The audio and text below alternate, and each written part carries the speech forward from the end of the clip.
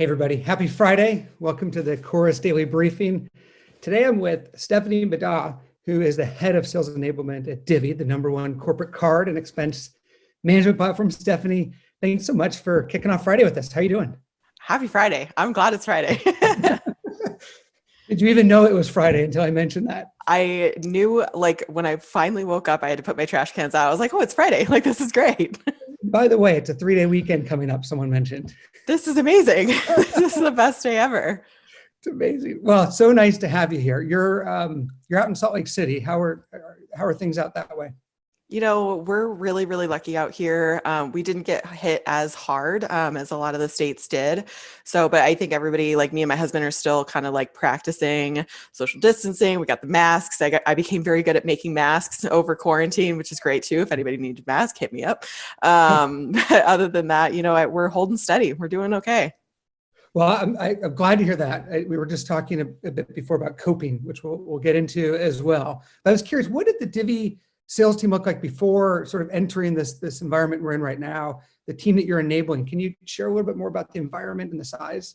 Yeah. So we had a sales team of about 60 to 70 people, including SDRs and AEs. We were fully in office, so we didn't have anybody in the field. So I had everybody in there every single day.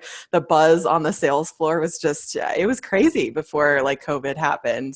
I've been back a couple of times to the office to just pick up monitors and stuff. We're building a new office space, which is pretty exciting. It's weird to go on a sales floor and have it just quiet. It's so weird. Yeah, yet it isn't, right? Virtually, it's buzzing. It's just you can't walk the halls and see it. Exactly. I wanted to get your perspective on a new stat that we've pulled. First time we pulled this in the time that we've been doing the daily briefing. It's one that's near and dear to my heart, as I've always been close to the pitching side. But we were looking at the percentage of calls that are spent on demo. And secondly, when does the demo start in a call? And I'm curious from your perspective, how have calls changed, and how are people leading calls today as we get into this data? Yeah. All of the calls that I've been on, even vendor evaluation calls, if I'm being prospected to, I'm not surprised that demos are starting later. People are having these conversations. We did it just now. It's Friday. How's it going? Did you know? People are more genuinely interested in kind of having those conversations. And I'll say even myself, usually before all of this happened, when I would get on a call, I'd be like, okay, let's go. I got stuff to do. And now I just want to talk to people. The human interaction is just, people are so starved for that.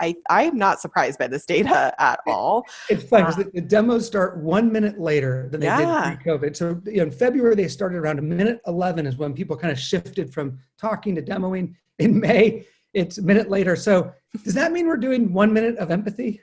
I think so. I'm hearing that from our teams. They're definitely what are you doing? How are you doing? What's going on? They're asking more of those kind of rapport building questions, which I think is great. I think it's great as well. I think the other key piece that we're seeing is that the percentage of time demoing is down 8%. Maybe this is because we're spending more time on rapport building. Is this consistent with what you're seeing in your team? I think so. People are drilling in more because, they're spending more time kind of on the rapport building. And then ultimately now, as a result of that, they kind of have to prove that value a little bit faster. The world has changed in the way that they want to make sure that whatever it is that they're talking about or learning about provides value. So you almost have to shrink your message a little bit to make it more impactful. We need that to kind of resonate with people faster. Stephanie, you mentioned your team sells to many of the small businesses out there, the SMB community. How has that impacted Divvy? And just more importantly, how have you responded to the SMB community during this challenging time? Yeah, Divvy did something pretty unique.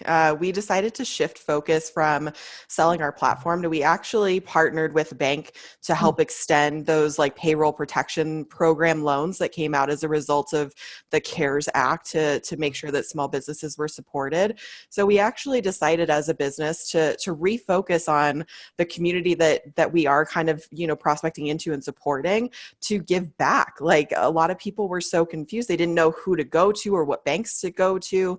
And we saw a lot of success with that. Some of the bigger banks were having difficulty getting things processed and through, and we were able to streamline that for a lot of potential people, or even just giving back to that community in that kind of way, which as a result, like it kind of helps our sales reps, get that empathy. They've got that rapport now. They understand the position that, these folks are in.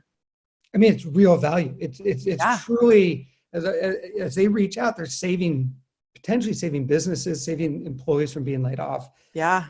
How did you enable your team so quickly? What was required to enable an entire Salesforce to learn PPP overnight? Oh my gosh, it was a crazy couple of weeks. I never in my life thought that I was going to read like legal bills, but like I had to go into the CARES Act. I had to go into it and like learn the nitty gritty of it. We actually opened up a Slack channel so that reps could type in, kind of real time questions that they were getting from reps. And we had a couple of us kind of like pivoted to cover that full time. Over the month of April, when we were focusing on that, we had 20,000 Slack messages come in through that channel. It was insane. It was crazy. But I pointed out to the team, I said, every one of these Slack messages it represents someone that we're helping, someone that we're, a small business that we're, making sure sees the light of day tomorrow, which was super rewarding. Yeah. I mean, I love it. I'm curious about this. We've talked about empathy, but just this realness in sales. I mean, this is mission critical work that's happening. What is this here to stay? Are we off script? Are we off sequence? What is going on right now? What are you seeing?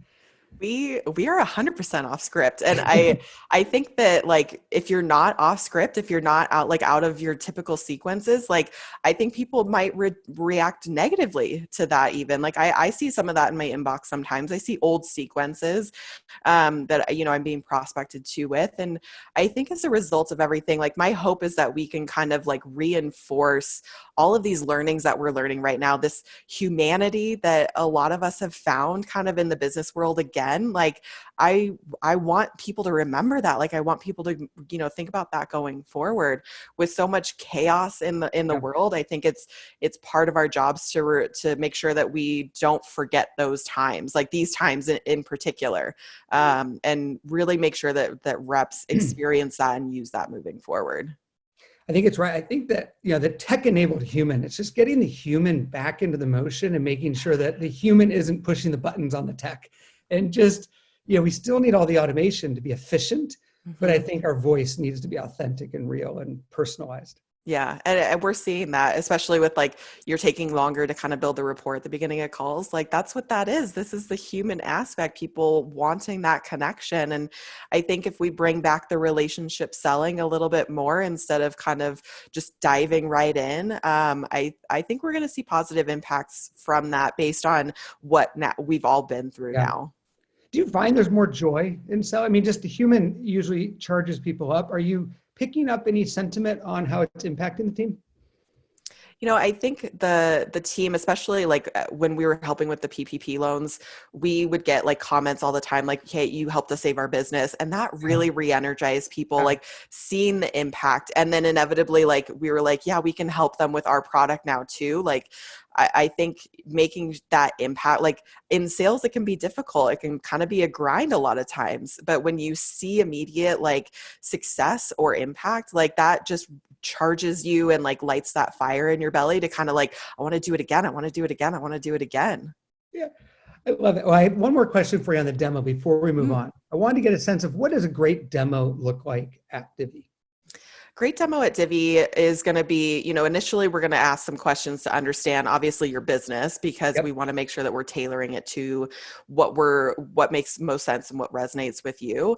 And then after that, like we actually encourage our reps to use as little slides as possible and like get into the product, like show the product, like it's an amazing product, and like put it in people's hands, have them, like see what it is that they're going to be signing up for. And we really do encourage that, like pretty hardcore. Nobody wants to sit through a slide deck presentation for, 45 minutes at the beginning of a demo and then have 15 minutes at the end for product. They want to see like, what do you got? What do you got to show me? I love it. See it, touch it, feel it, get into it. Exactly. Well, let me ask you about coaching. So huge aspect of enablement and kind of empowering managers. You mentioned walking the floor and the energy before before we all went work from home. And I've been on those floors too, where it's just amazing. People build off of each other. How has coaching changed as everybody is working from home? Yeah, I think I was actually a little bit surprised by it as a result of like working from home and being of like a fully like in office sales group. We were forced to like have more communication, more connection. Usually managers could just listen down the aisle or, just pop in and, stand at somebody's desk and hear, what was going on. But now we're actually forced to kind of make those connections and reach out and do that communication a little bit more. So as a result, we've got like team meetings in the morning, team meetings in the afternoon, and I think it allows them a little bit more of a chance to have that organic conversation because they're not just hearing it, passing by. They have to ask the question, like, how did that go? And then the rep is like, I had this situation. What would you recommend doing or something like that? It forces that conversation to kind of more naturally happen. I'm excited to see what happens when we do get back in the office. Like, can we keep this communication going? Like, how do we foster that? Like, how do we not lose that muscle that we've built in the last 2 months? Are there any areas of coaching specifically or new types of skills that you've had to kind of introduce to the team? I think our sales team is pretty young for the most part, a pretty young sales floor, and I think rapport, like building rapport for people, it's a tricky soft skill to teach. How do you teach somebody to like connect with somebody on a human level? Yeah. In enablement, I think that's one of the things that we struggle, like one of the soft skills that we struggle with teaching. But like as a result of this, like it just kind of naturally happened. So like, how do we encourage that? How do we make that better? How do we continue kind of those learnings? I think is something that is really important. That's an amazing comment, Stephanie, when you think about a sales team, because that's usually in the old days, that would be the fundamental thing that people Yes. had, and then you'd coach everything else. And I think the world, it is different the way we engage people today and the way we use tools and technology, and remarkable things come from it. But the actual human side is the skill that we're actually retraining. I think that's stunning. I Yeah. love bringing the human back. Yeah, I think we relied, it is just a nature, like a natural kind of thing. Like we relied a lot on technology and slide decks and demo environments and whatever. And you do kind of lose that as an inside sales rep a little bit. But, now we're kind of seeing a shift in that. I think this is a positive sign. I think this is a good thing. I think it's a fantastic thing. Let me get your thoughts on just overall productivity. So what we've seen, and this is the end of the week, but we had pulled this at the beginning, is that these teams that we're talking about, these remarkable group of people that are truly, on the front lines of helping other businesses right now work through problems. Volume is up 4% week over week. It's essentially even with where we were pre-COVID. Are you experiencing the same result with your team? Yeah. I think people, as a result of like not being in the office, they sometimes find themselves maybe with a little bit more time to evaluate softwares, get on a vendor demo, learn what's kind of out there. I find that with myself. My calendar is more wide open than it's ever been, Yeah. working from home. So if I'm seeing it just as a buyer in myself, like I know other people are probably seeing it, which is a great, thing for our sales reps. They can take advantage of that, especially like with us, like our product is usually, it's pretty easy to kind of like demo. Do you have 30 minutes? You're like, yeah, I actually do have 30 minutes today. Like this is no big deal. So I think this is great that, people are able to kind of see what's on the market. They've got a little bit more time and focus.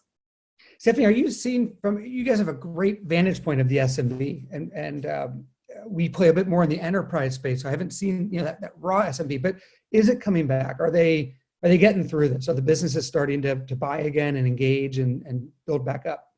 I think it's going to be a little bit more slow moving for the SMB space, just as a result of what happened. Enterprise has a little bit more buffer, they can absorb a little bit more. SMB, I think, is going to be a little bit harder. The thing that we do have going for us is the value that we're able to provide. Like we're in a very unique position.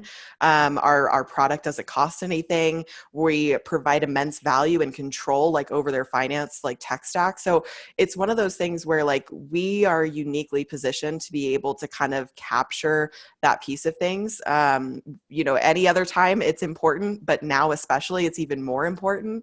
So we would be able to like help those businesses kind of ensure that they're set up for success moving forward.